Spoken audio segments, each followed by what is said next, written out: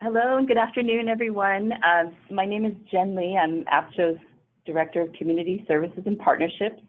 And on behalf of APJO, I just want to welcome you to today's webinar addressing latent tuberculosis infection, opportunities for health centers.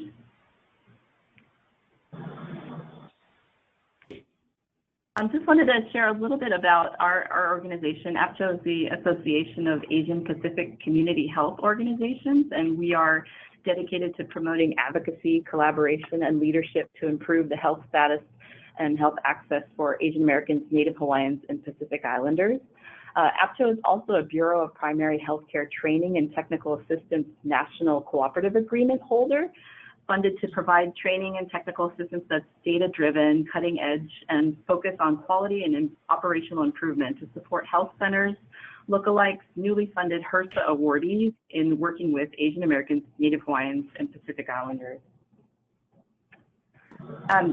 Just wanted to welcome our speakers today. Our speakers today, first you'll hear from Dr. Christine Ho, who's the incoming tuberculosis branch chief for Centers for Disease Control India. She's also the former project officer, very recently former project officer and team lead for the Tuberculosis Epidemiologic Studies Consortium, where she led work on latent tuberculosis infection research across 10 U.S. sites.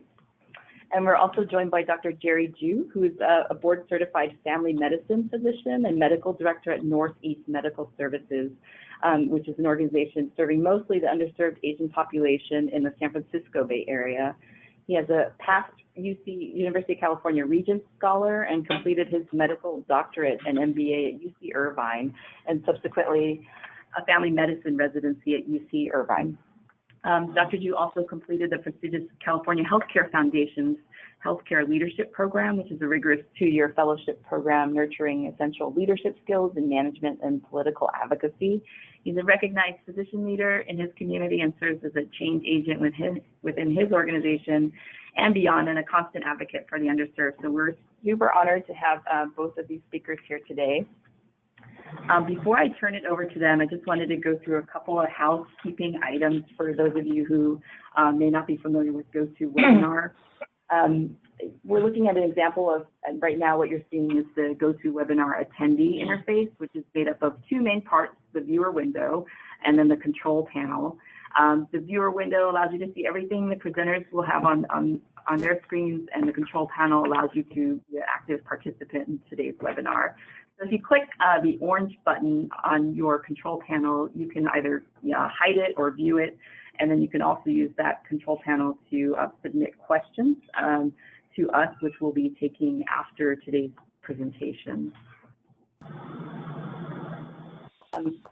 Today we'll be addressing all of your questions afterwards, and also we'll be sending you all a full recording of today's webinar and the slides from our presenters.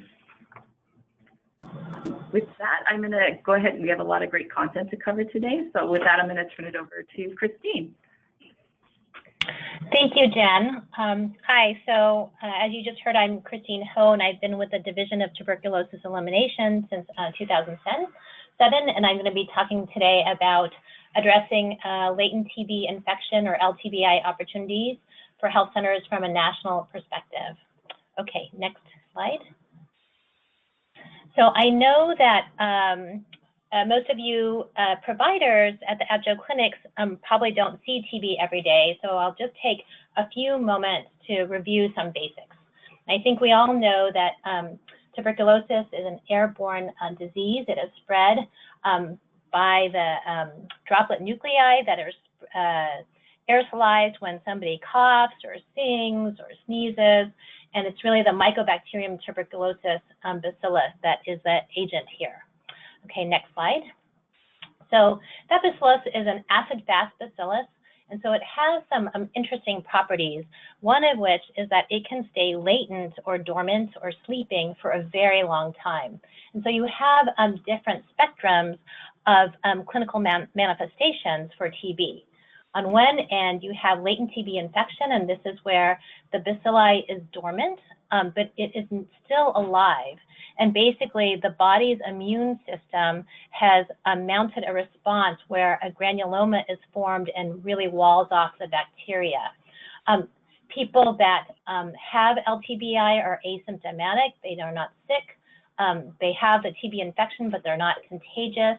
If you were to do like a skin test on them, they would probably be positive. They're not a case of TB, but they have a 10% chance of developing TB over the course of their lifetime, and it's higher with certain medical conditions like HIV or diabetes. On the other end of the spectrum is what happens when the immune system is not able to maintain those granulomas. And we now know through actually agents like TNF blockers that this is really an active process, and it happens even when there's calcified granulomas. It's an active process throughout the lifetime of the person. And if something in the immune system is not able to keep that up, what happens is the granuloma breaks down and the bacilli are able to replicate and they spread and they cause disease. The person will feel sick, and if it's in the lungs, they'll be contagious. And this is considered an active case of TB, and usually, again, the skin test is positive. Okay, next slide. All right, so what is the relevance of TB in the world today? And we don't see that much of it in the United States. Well, it still really provides a lot of morbidity and mortality globally. And in fact, in late 2015, there's news reports because with better surveillance and better reporting, it was found that TB deaths really were much higher than had previously been estimated, and they're actually high. They outnumbered HIV and AIDS. So now TB is the #1 infectious disease killer in the world, and this is a disease for which we actually have a treatment. Okay, next slide. So now I'm going to talk about tuberculosis in the United States. This is a very well-known slide. It's a slide of all the number of reported cases in TB since the early 1980s. And you can see that since there was a peak in the early 1990s, that was really is an intersection of the AIDS epidemic as well as multi-drug resistant TB. Since that time, we've had a nice decline in TB that really is a result of improved treatments and of TB as well as other TB control measures. You see that the slope after 2000 actually kind of flattens out a bit, and we'll talk a little bit more about that later. Okay, next slide.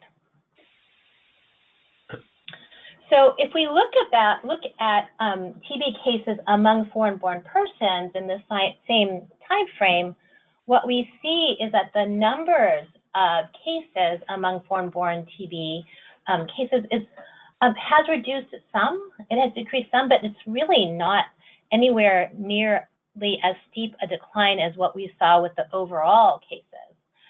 In the same time, there's a kind of light green dashed line that shows the percentage of total cases that are made up by foreign-born persons. And you can see that, you know, same number of cases total for foreign-born, and the total number has gone down.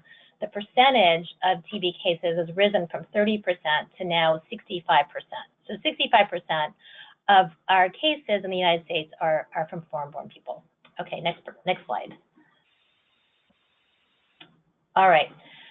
Now, what we see here is that folks that are Asian really make up the highest, well, they have the highest rates of TB.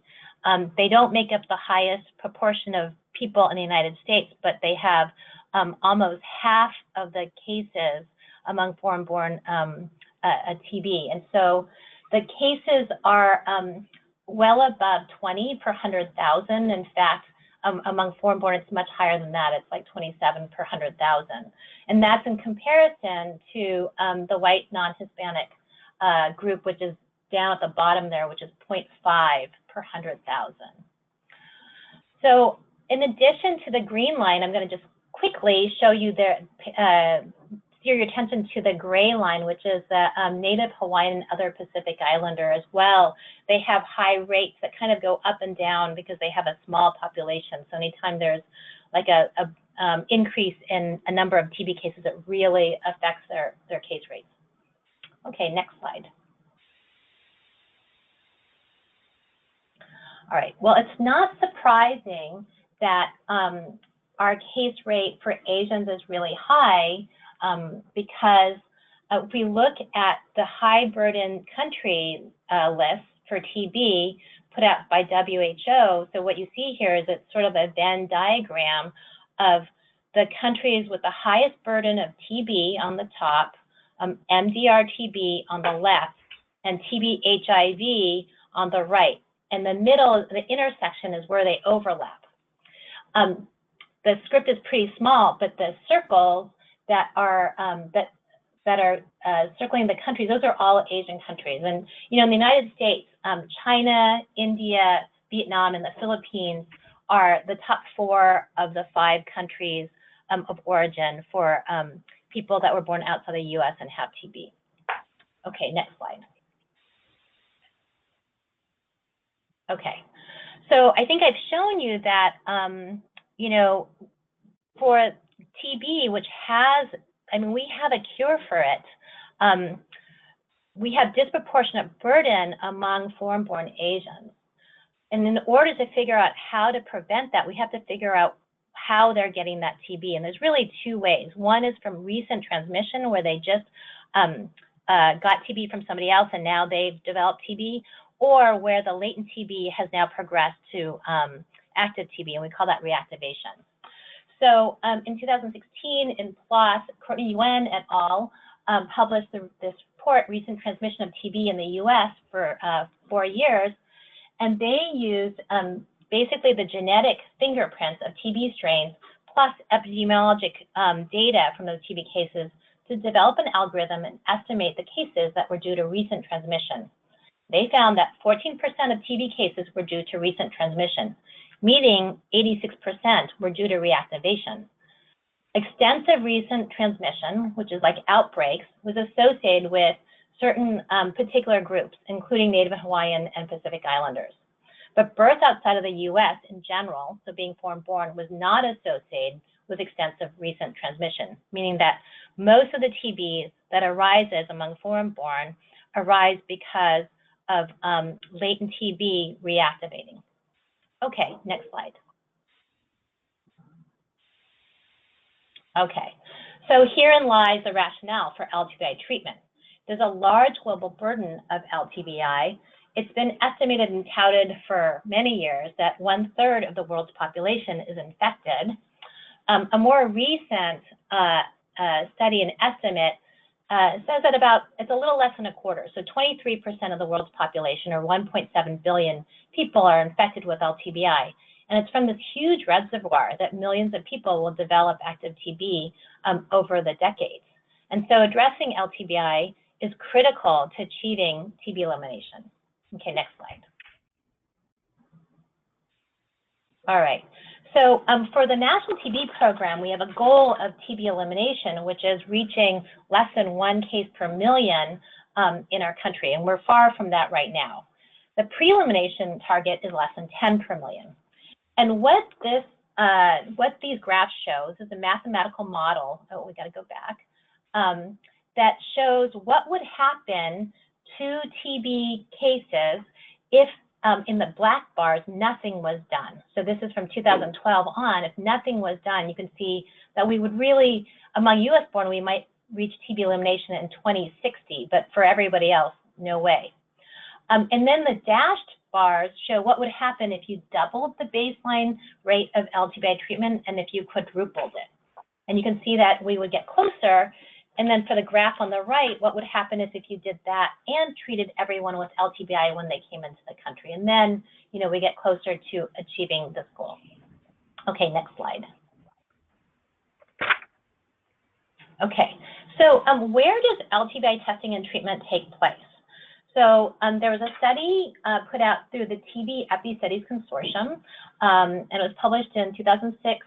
And it surveyed clinics from 22 sites in the US and Canada that treated at least 10 people for LTBI. There are 244 clinics that were surveyed, and they found that 80% of them were public health clinics, 6% refugees, and 6% correctional facilities. So the majority of the clinics that treat LTBI are in the public health sector. There's a recent analysis that has been submitted actually 3 papers. One has been accepted by Stockbridge et al. That used billing data from nationally representative commercial databases to estimate LTBI testing and treatment occurring in the private sector. And what they found is that about 1% does occur, and that actually is a sizable amount of the millions that were there. And it was more common for people who are contacts or with immunosuppressed conditions. Okay, next.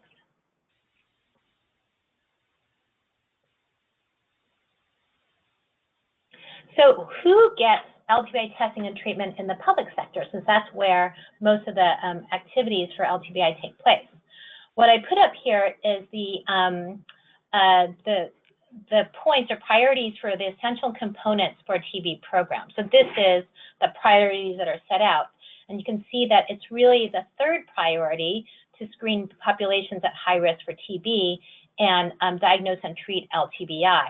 The 1st and 2nd priority are identifying and treating TB cases and then finding their contacts. And this is, this makes sense, but what it means is that with funding cuts and everything else, that really getting, being able to reach those high-risk populations and treating LTBI is not going to really make a dent in our burden of TB if it's only going to happen in the public health departments alone.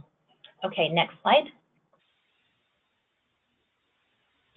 So what we really need to do is expand LTBI beyond the health departments and partner. And really, I have one map here of the FQHCs, the Federally Qualified Health Centers, but this is, very logical. Next slide.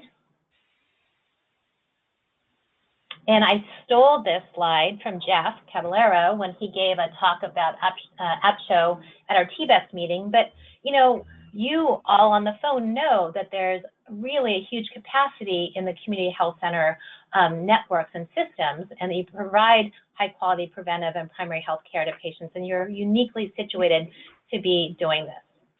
Okay, next slide.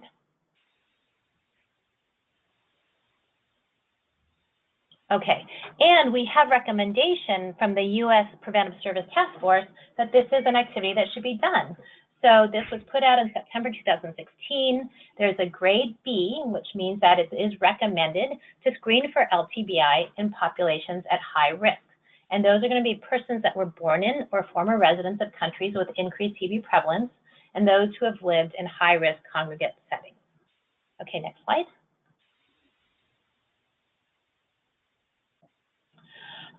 So the same TB-ESC task order looked at testing and treatment in those clinics. So there were not quite 40,000 patients that started LTBI treatment. We talked about them being in the public health clinics before. And the main takeaway point was that less than half of them completed LTBI treatment. So the majority of folks are not tested because they don't intersect with the public health department unless they're a contact or maybe a refugee. And then of the ones that do, less than half complete LTBI treatment. Okay, next slide. Okay, so how can we improve LTBI testing and treatment? So what I have here is our TB prevention cascade, and this really just looks at, of all the people that are high risk for LTBI, who gets tested, and if those get tested and have LTBI, how many start treatment and how many complete treatment. And really, can we improve the diagnosis? Like, how can we improve in this area? And also, can we improve treatment completion? Like less than 48% is pretty bad. Okay, next slide. So hopefully you all know the diagnostic tests for LTBI. There's the skin test that's been around for over 100 years. And then there's the interferon gamma release assays, the blood tests that have been around for over 10 years. And there's 2 on the market, the quantiferon and the T-spot. Okay, next slide. All of these tests are based on the same mechanism, and that is that the body will mount an immune response to antigens that have been presented. And with a skin test on top, what happens is that you have an injection of a mix of TB antigens, and the body mounts a delayed hyper sensitivity response, and that is what gives you the wheel that marks a positive skin test. For the IGRAs, what happens is blood is drawn, and then their specific antigens are exposed to that blood. And then there's the same cascade of cytokines that occur, but they only measure one, so the gamma interferon. Okay, next slide. Now, just to remind you, with the interferon gamma release assays, the antigens are more specific to TB, and they don't cross-react, most importantly, with BCG vaccine or avium. There are a few non-tuberculous mycobacteria that it can cross-react with, but I mean, I think these are the minority of the cases. Okay, next slide.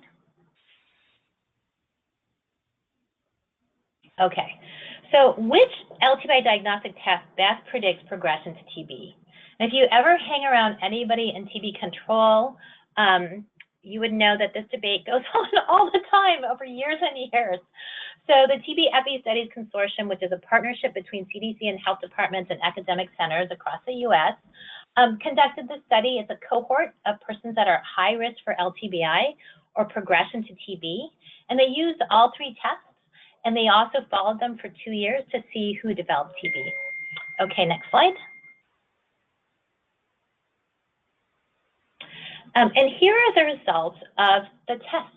Okay, the test results. And we have shown you here those people who are foreign-born and who do not have known exposure to somebody with TB. So no known exposure, and we broke them up by age group. And what you can see is that the blue bar, which is the skin test, has a much higher percentage positive all across the age groups until you get to over 65. The other thing that you can see is for the IGRAs, oh, you know, there's some kind of formatting that happened. The green is the quantiferon, the yellow and the purple are the T-spot using the international and the US cutoff spots. But basically, the green, yellow, and purple bars are the IGRAs. And you can see that the bars get higher, they increase as the age progresses, as you get to older age. You can also think that if you don't have known exposure to TB, then your sort of chance for infection has to do with sort of what opportunity you have had to be exposed to TB, more like out in the school place or workplace, sort of background TB exposure. And it would make sense that if you're younger, you don't have as much opportunity to be exposed to TB to get infected, right? So kind of, you can think about that. So the next thing, go next slide. The other way we looked at our results is that we looked at the combination of the results. So you would think that if all three tests were negative, as it is in the second row, then it's likely that those folks are really negative, they don't have LTBI. Whereas if all three tests were positive, as in the first row, it's pretty likely that they really have TB. Oh, we gotta go back. Okay, so what you see here is that it kind of matches. All three test positive for foreign-born, it's about 17.5%. US-born, it's 4.5%. That makes sense, right? Next, now look at one test positive, so that is 3 rows down. You see for the foreign-born, there's almost 22% are positive only by the TST and not by the IGRAs. That's not true for the US-born. So you'd think that this is probably due to BCG vaccine, and if you're only going to use the skin test to decide who to treat LTBI with, you would treat twice as many people because of your skin test, at least twice as many. Okay, next slide. Okay, so the next question is, how do we improve completion of LTBI treatment?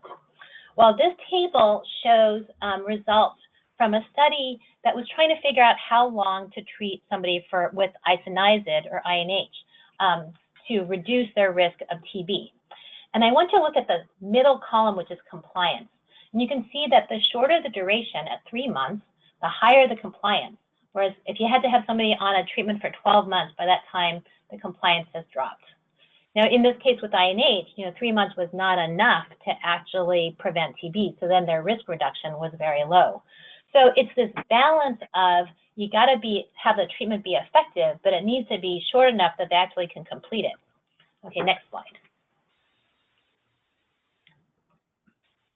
So here we have a list of the treatment choices for a latent TB infection. And I think that the top 3 regimens with isoniazid are well known to most of you. The short course regimens, which may or may not be known to you, are the 4 months of daily rifampin. That effectiveness trial just finished and should be published next year, hopefully. And then 12 doses of weekly INH and rifapentine. And that is a regimen that is our newest regimen. It was published in New England Journal. It showed that it was effective as INH, and that was in 2011 that publication came out right at the end. Okay, next slide. So what I'm going to show you next are the results from a post-marketing surveillance project. I'm looking at this 12-dose regimen in 22 sites across the country in non-research settings. So any patient that was treated with this regimen between July 2011 and December 2013 was included in our group, and directly observed therapy was used for all the sites. Okay, next slide. Okay, and I apologize, there's some reformatting issues, but basically there are 3,327 persons that were started on this regimen. 3,288 were eligible to complete treatments, and 2,867, or 87% of the people who started completed treatment. And this is an amazingly high number. It's actually higher than what was in the clinical trial.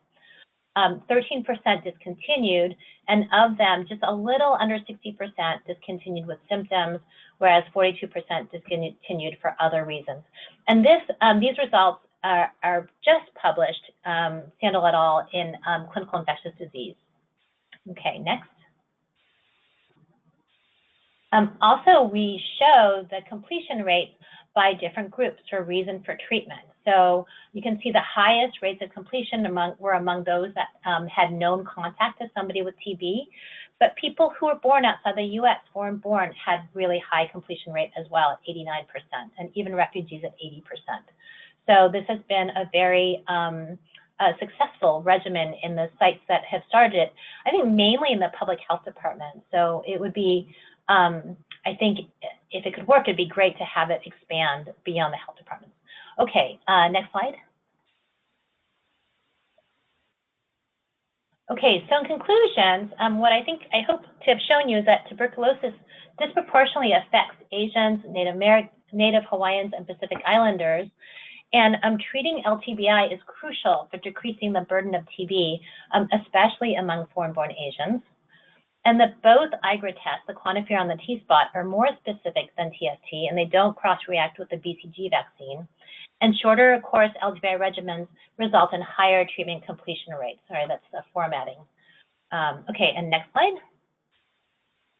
And lastly, I have a lot of people to acknowledge for all of this work that I've shown you. First, I really want to thank and acknowledge Jeff Caballero and Jen Lee for all of the collaboration we've been able to do to build this work forward. There's the TB Epi Studies Consortium team at CDC, as well as all the principal investigators and project coordinators across the country and study participants. And then one more slide. Next slide. As well, there's a huge group of people to acknowledge for the post-marketing 12-dose INH rifapentine project. This was a completely volunteer project across the country, and it was really successful beyond what we could have imagined. So those are the acknowledgements. Thank you for your attention, and I'll take questions at the end of the webinar. Thanks. Thank you so much, Christine. I know there's a lot of information to cover in this webinar time we have together. So just want to, before Dr. Ju starts, encourage folks, we have a few questions coming in, but as throughout the webinar, feel free to submit questions in the chat box, and we'll make sure we get to all of them. All right, with that, I will turn it over to, oops, sorry. A few extra slides here. Sorry, those are the resources, I'm sorry. So much information to share. So I'll turn it over to you, Dr. Ju. Great, thank you. Good afternoon, and thank you for the opportunity to speak to everyone today around LTBI, and thank you to ABCHO for putting on this webinar and the platform for us to really talk about LTBI, especially in a community setting. Next slide, please. So first, a little background on Northeast Medical Services. Next slide. So Northeast Medical Services is a nonprofit community health center in the San Francisco Bay Area that was founded in the late 1970s. We're not a hospital and we're not part of DPH, although we serve very similar populations as those in our colleagues in public health. We serve mostly the low-income patients with limited English proficiency. Next slide, please. So a little bit about the demographics. On a yearly basis, we see almost 70,000 patients. Majority of them are Asian, and about half or so are at the poverty level and under. What I want to bring your notice to is the picture on the top right. That's a picture from our lobby. So that's a typical idea representation of our patients, mostly elderly, mostly Asian. And the picture on the bottom is a picture of our excellent nursing staff. That is really the heart of the ability for us to serve our patients in a culturally sensitive manner. Most of our staff are either bilingual, if not trilingual. Next slide, please. So over the years, NEMS has grown since 1978. We now have 11 clinics across 3 counties in the San Francisco Bay Area with presence in San Francisco, Daly City, and San Jose.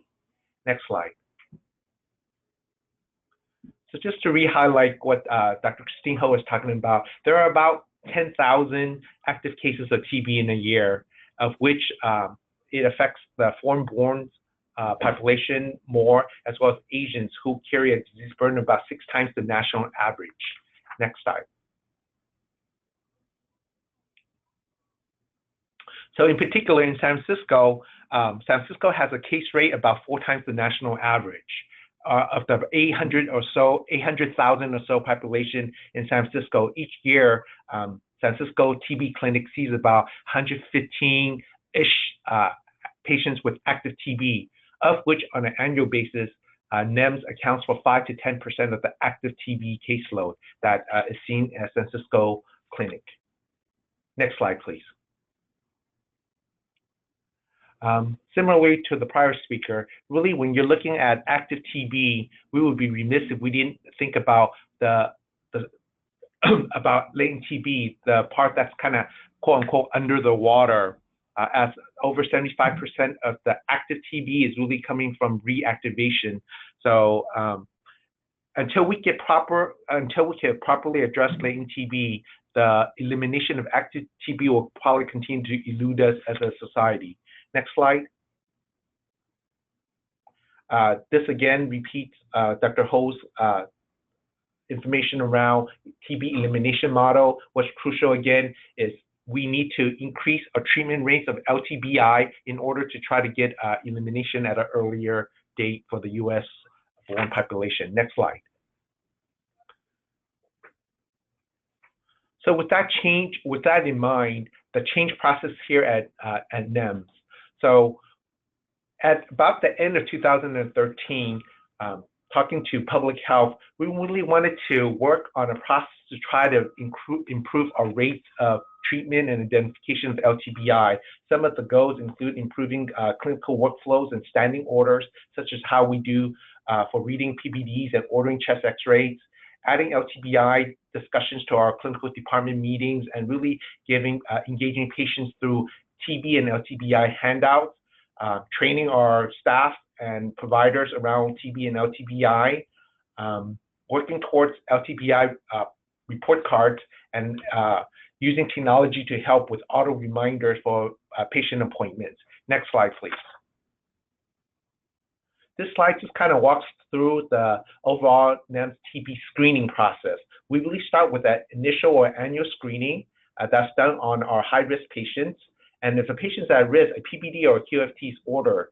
Two different pathways. On the PPD pathway, reminder slips are given to patients to return in the proper 48 to 72 hours, and then the patients will follow up with the LVN or provider to do the PPD reading. If the PPD is positive, then standing orders are utilized to help order for chest x-rays and a follow-up with the PCP. If a QFT is deemed needed, that will be ordered and patient to follow with the PCP and chest x-ray if the QFT is positive. Next slide. Really, the screening process starts with understanding the CTCA TB risk assessment questionnaire that's available. NEMS modified it for our own needs. Next slide. So these are the questions that providers ask patients. This is an example of our annual TB risk assessment. Note in the middle of that, on the upper portion, is the country of origin, so where the patient was born. We look at TB symptom review as well as new TB medical risk, such as disease progression from HIV, diabetes, cancer, kidney failure, etc. If they're on immunosuppressants or chemos, looking at new TB risk exposure, really looking at their contact and their travel history. On the right portion of the template looks at things like prior chest x-rays and TB screening tests that were done. All in all, at the bottom, the provider would check off if this patient is at risk or not at risk. Next slide, please. And in working with San Francisco DPH, the TB clinic, we really wanted to separate folks into higher priority for treatment as well as just regular priority. In our definition at NEMS, we look at patients with diabetes, current tobacco smokers, and folks less than 50 years old. Our patient population, again, doesn't see a lot of HIV or some of the other immunosuppressed patients. Next slide, please. In our data set, patients are, LTBI is defined as patients who are screened positive with a PPD or QFT in the reporting period. And we consciously excluded patients with a positive PPD but had a negative QFT result. And again, highlighting high priority as discussed prior. Next slide. So how have we done over the last few years? Our baseline, when we started this project at the end of 2013, our treatment rates are somewhere around 25%. And over the years, it has improved. For the first few months of 2017, we're looking like a treatment rate about in the mid-40s. Next slide, please.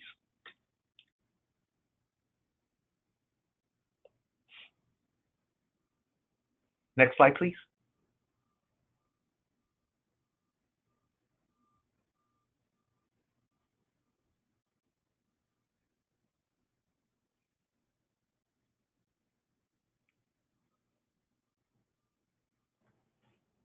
Sorry, Dr. Ju, is it the individualized provider report? Yes. So, yes. So what makes it happen is really, I think this is it's really the individualized provider report is one of the key elements that enable our success and increase in treatment rates. So let me walk you through this a little bit. This is an actual example sample from one of our providers. It really lists that in patients seen with this provider over in the year 2016, how many of them, excuse me, were tested positive for LTBI and the treatment rates. You see in this particular provider, the overall treatment rate was 57.1%. And it's broken down to high priority as defined and the medium priority. Next slide. This gives them a little more granular detail into if the patient had a follow-up for the chest x-ray as well as a follow-up with the provider, broken down into the different categories. Next slide.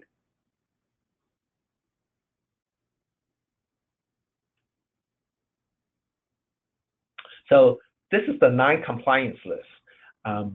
It starts with from looking from left to right, the PCP's name, broken down, then the patients to a higher or lower priority, and the medical record number, patient's name, patient's contact, such as a phone number that the MA staff could call the patient, and really information about when the last appointment date was that they seen and when the PPD was positive and when the chest x-rays were.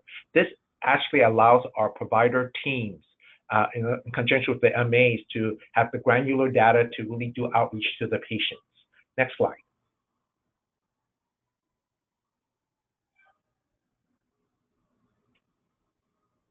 Similarly, this is a compliance list. These are all the patients that were compliant, so providers sometimes could check off that they make sure, Joe Smith or whoever it is that did the proper follow-up. Next slide.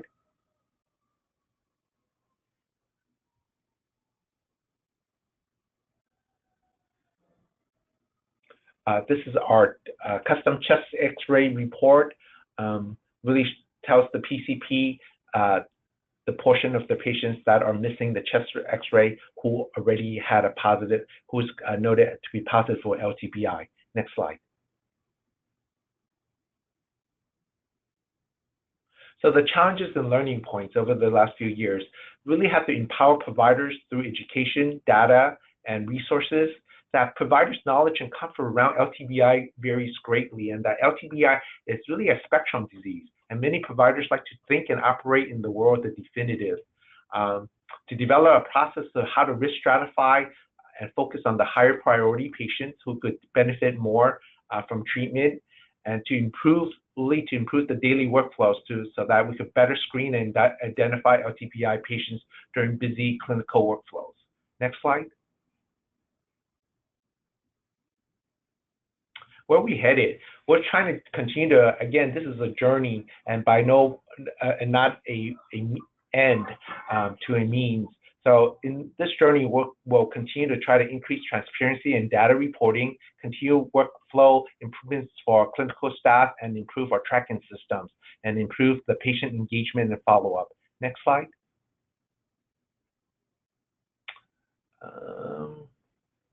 Somehow the bullet points are missing.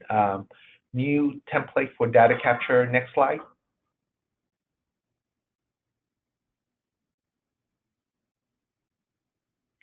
So what that should have said on the previous slide, that some of the text was removed, is that really it comes back to, again, transparency of data and really to incorporate comments to continue transparency and increase workflows.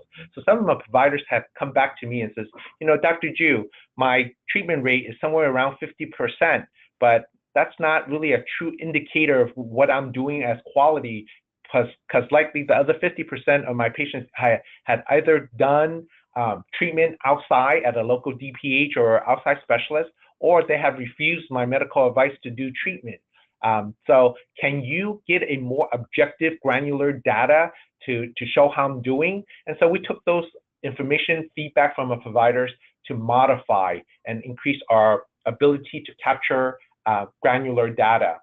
For the EHR application specialists and providers on the other end of this call might appreciate this more, but this kind of highlights a few things.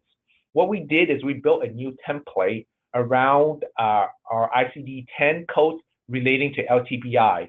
The R76.11 code is a common code used for LTBI. What we've empowered through our next-gen system is that providers can rapidly add that to the chronic problems. And then on the planned portion of it, next slide. If you highlight note at number 2, it says LTBI additional information. A provider could just click that and this template pops up as a drop-down box, includes things like will treat today, patient refused, and risks and benefits discussed already treated, such as by outside entity, treatment not indicated, refer back to PCP for evaluation, other. What this does is it allows us to now data capture reasons why the provider may not have started medications today. It also does so in a workflow process that makes sense. When a provider clicks using this template, that information will be stored in today's visits plan, as well as it will be incorporated into the chronic problem portion, so that colleagues would, in the future, know what may have happened. So next slide. So this is the portion I was talking about under chronic problems. So now LTBI is part of the chronic problems, and the click was actually stored. It tells you that it was updated on a certain date, that the information was processed, and that LTBI was discussed, and treatment was done outside. That improves our workflow for several factors. One, increases transparency on the data reporting, so we have more granular knowledge when I could address my providers. B, it also allows for cross-covering doctors to understand where they are in the process. They could either continue the treatment process or they could know that a medication was already done and avoid redundancy in terms of workup or treatment. Next slide. So I take a step back and think about what I try to impart with my clinic. Is really the workflow probably should be looked at from left to right. Really begins with understanding the risk assessment questionnaire that CTCA put out, and then kind of modify it to meet the needs of our patients. And the providers through the questionnaire, if thinks patients at risk, they're standing orders to really help for the ordering of PPD and QFT. If the PPD or QFT is positive and the patient has symptoms of active TB, we have a referral process way of sending that patient to public health. If the patient does not have active TB symptoms, so they're a classic LTBI patient, although they're asymptomatic, it's important to work through the cascade by ordering chest x-ray to see if the chest x-rays look okay or not. If the chest x-rays are okay, then really have to empower our doctors to be able to consider treatment for LTBI. And then the downstream monitoring of that on the treatment and tracking and medication compliance and completion. Also noted in this diagram is really our close association with public health, how to refer patients that either have active symptoms of TB or unique patients that may have some not really normal or not totally normal chest x-rays, that one public health consult to take a better look at some of the granulomas or some of the scarring. Next slide. So in the past, TB or not TB, that is the question for most primary care doctors. If it's TB, we know what to do and send it out. But you know, the game has moved beyond that. Beyond screening for active TB, PCP clinics must now focus towards preventing TB reactivation by improving our provider treatment rates among all clinics. Next slide. And obviously, I have to acknowledge so many people that have helped us along this journey, but mainly mainly Dr. Chris Kay from San Francisco DPH, as well as part of UCSF infectious disease clinics, and my internal team of my chief medical officer and several of the project managers and the EHR folks that makes some of our tracking and our improvement process possible. Next slide. So I think that was what I had to say. So with the slides, I guess I'll literally open us up to questions. Oops. Thanks so much, Dr. Ju.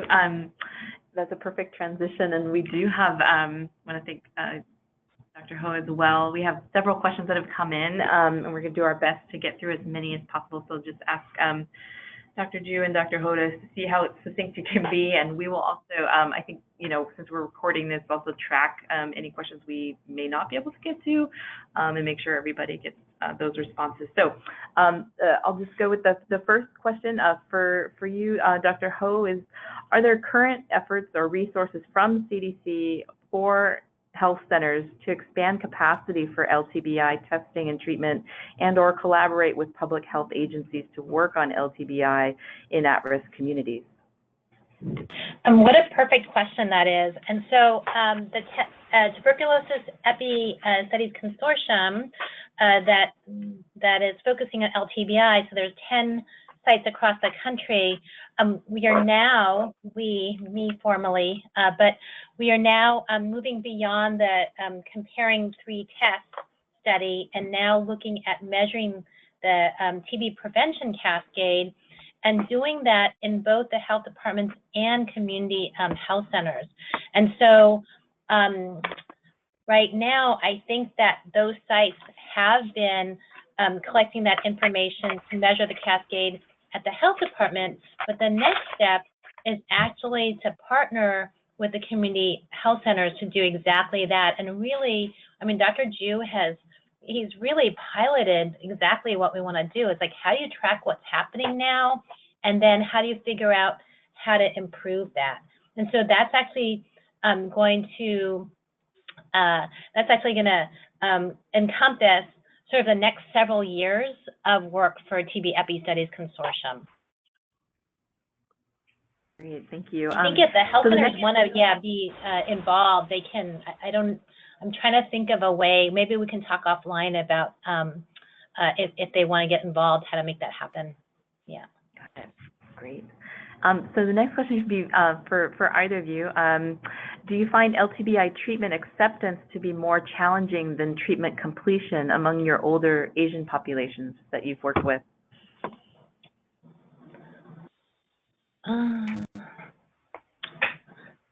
You know, I guess I'll go first. I'll make it pretty quick. For me, when I was in San Francisco and I'd offer treatment, a lot of those folks had fibrosis on their chest X-ray, so they're at higher risk. But I would talk about it. I would frame it in the sort of the family perspective, because one thing that we do know is that with not only Asian but foreign-born kids in general in California, they're more likely to have like a converted, like a positive skin test or IGRA when they didn't have one before, when they were living with, you know, family members, like extended family members. And it's part of this is it's the grandparents child cycle. That's actually a wonderful thing, I think, with the Asian culture, that, you know, you grow up with your grandparents and they help take care of you. And we didn't talk about the TB spectrum at all, but it's not just LTBI and active TB. There's a lot of states in between where somebody could be, you know, a little bit kind of breaking down, and they might be a little contagious for a while, then they get stronger, and then they, you know, then kind of sequester everything, and then they're latent. And those are the folks, if you treat them with LTBI, you're preventing TB in your family members. And with that, I had a pretty high acceptance rate. Got it. Dr. Chu, do you have any response to that question? Sure. About treatment acceptance, that's a big issue. I think there's a lot of stigma around treatment, even for LTBI. I think there's a lot of misunderstanding and misframing of questions. I mean, for the longest time, patients that had a positive PBD or QFT had a chest X-ray that was negative.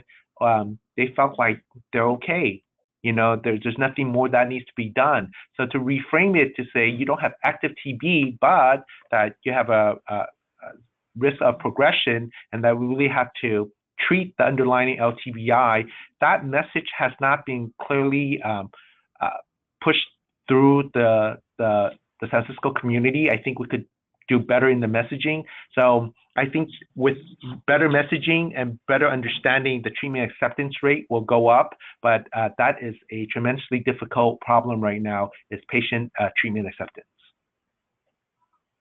Thank you. So the next question is for Dr. Ho. Are 12 doses of weekly INH RPT recommended for the pediatric population also? Yeah, thank you. So the CDC does recommend that regimen for kids that are 12 and older. And for kids that are between 2 and 12, if there are other circumstances that would make completion more likely using the 12-dose INH and rifapentine versus the 9 months of isoniazid, then it's also acceptable. And part of the reason why it has that sort of recommendation is because when those guidelines were written, they still needed more information on like pharmacokinetic data and safety data and things like that in younger kids. But that data is now in, and I think that those new guidelines are, are in draft. So. Great. We're cruising through these. So next question is for Dr. Ju. How is your treatment completion rate calculated? Is it only for those who accept treatment or from all those who qualified but decline treatment?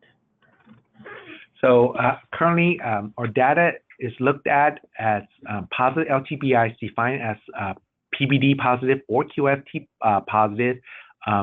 We excluded anyone with PPD positive and negative QFT. So those are our denominator. Our numerator is people who only in our next-gen module, on our medication module, that had treatment. So people who got treated by a pulmonologist or external, we're blinded to that data. So our actually prescription rates are only what our doctors prescribe. So that's one of the main pushbacks from providers, is that it's an incomplete story. But we have to start somewhere in measuring metrics. So again, it looks at our doctor's prescription rate of the patients who have LTBI. Great. Thank you so much. So I'm going to try to get 2 more questions in here. So Dr. Ho, next question is, what proportion of TB cases in the U.S. are among residents with no underlying immune system issues or other disorders? Aren't most cases among otherwise normal and healthy persons? Okay, so by residents, they mean U.S. born and foreign born together? Is that? Okay, maybe just read it again. So, yeah, what proportion of TB cases in the U.S. are among residents with no underlying immune system or other disorders? So maybe we'll go with. Well, yeah, I mean, I would say among foreign, but I don't have the numbers right off the bat, but it's still high. I mean, it's still a good proportion. Actually, you know what? Maybe what I'll do, I might go offline. Maybe you go to the next question. I'll try to look it up in the, our last annual. Okay, sounds good. So the next question for you, Dr. Ju. Do other healthcare professionals within your health center conduct the LTBI treatment visits, or just physicians? No, our NPs do it as well. Our NPs, our mid-levels, our mid-level providers do it as well. Correct.